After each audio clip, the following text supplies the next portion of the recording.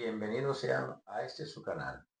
Yo soy Royman Zambrano y esto es Verdades Bíblicas.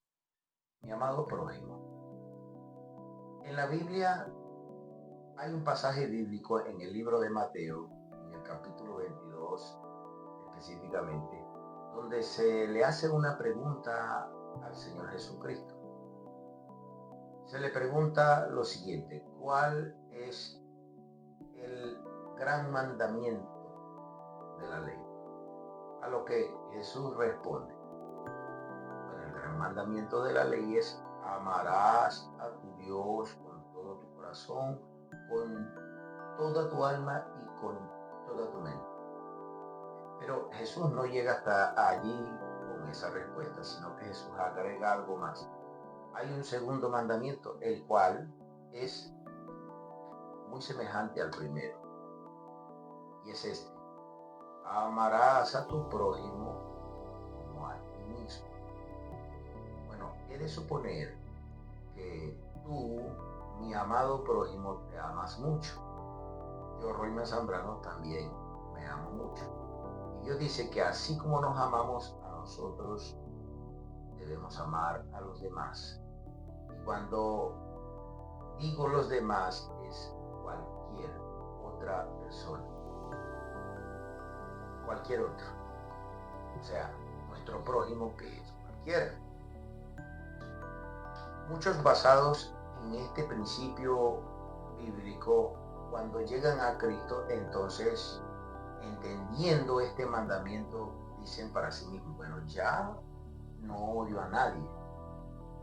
He aprendido a perdonar como Dios lo dice y sí siento que amo a mi prójimo, en verdad.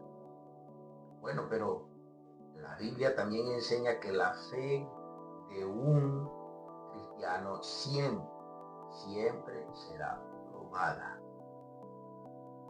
En todo el transcurso de la vida de un cristiano, esa fe que dice ya tener le va a ser probada. Entonces se van dando, como quien dice, sucesos. Digamos que, por ejemplo, a una persona que nos hizo mucho daño en alguna oportunidad, hace días o hace años, tiene un proyecto de vida, tiene algún proyecto que quiera realizar hace mucho tiempo, pero resulta que no se le da como quiso, que antes fracasó. Y aquel que dice ser cristiano se entera de que esa persona fracasó en lo que quería hacer. Dice no odiarlo, dice haberlo perdonado. Sin embargo, cuando se entera de que fracasa en su proyecto, se alegra. Le entra un fresquito y hasta esboza una sonrisa pensando en que, vea, fracasó, si ve, que coja, como dicen por aquí, que agarre, que coja. Digamos que no fue que fracasó, digamos que le ocurrió una tragedia, le pasó algo terrible en su vida, cayó en desgracia. Y Dios dice que no debemos alegrarnos de eso. De hecho, te voy a traer a contexto un pasaje bíblico que lo vamos a buscar juntos en la traducción lenguaje actual, porque me pareció que era mejor escogerlo allí por las palabras, la frase que se utiliza para dar esta enseñanza. En Proverbios 24:17 de la traducción lenguaje actual, Dios nos dice muy claramente allí que no debemos alegrarnos del fracaso de nuestro enemigo. Está hablando de nuestro enemigo. Y dice que de manera muy clara no debemos alegrarnos de su fracaso. Y que tampoco debemos regocijarnos si cae en desgracia, si cae en tragedia. Y agrega la palabra allí que porque si Dios nos ve, no no aprobará esta conducta y eso antes traerá castigo. Ahora dice, porque si Dios nos ve, lógicamente que esto es algo que está sobreentendido, lógicamente, que Dios nos ve. ¿A dónde se puede meter un ser humano? Que Dios no lo vea. Y si Dios se da cuenta de esta actitud errada y se va a dar cuenta, entonces eso va a acarrear castigo a esa persona y mucho más a aquel que dijo haber creído en el Señor Jesucristo y se alegra de la desgracia o el fracaso de su enemigo, aquel que supuestamente ya perdonó, aquel que supuestamente ya no odia y no le guarda ningún tipo de rencor.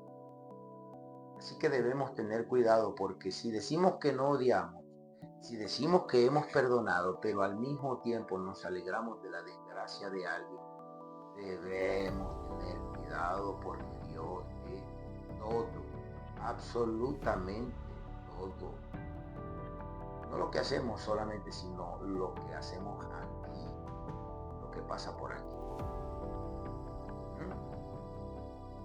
Te traigo otro pasaje bíblico, mi amado prójimo. Lo vamos a encontrar ahí mismo en el libro de Proverbios, pero lo vamos a buscar en el capítulo 17, en el versículo 5 de la Reina Valera 1960. Allí dice que el que se escarnece del pobre afrenta a su creador, a su hacedor. Pero ¿qué quiere decir la palabra de Dios cuando dice el que se escarnece del pobre? El que se burla. Si alguien se burla de un pobre por su condición de pobre, o sea, de su calamidad, porque él está bien, porque él tiene bienes, porque económicamente está súper bien, no tiene necesidad de nada, entonces en su condición de gente pudiente y que no tiene necesidad de nada, entonces menosprecia al pobre por su condición. Y dice que afrenta a su hacedor. ¿Y qué quiere decir cuando dice que afrenta a su hacedor? Lo que está queriendo decir es que hacer ese tipo de burla de una persona en su condición de pobre afrenta a Dios y que se mete directamente con Dios. Es como que si estuviera no burlándose de esa persona, sino burlándose de Dios mismo. Mira lo complicado y lo serio que es esto. Y en el final de este versículo agrega que es el que se alegra de la calamidad.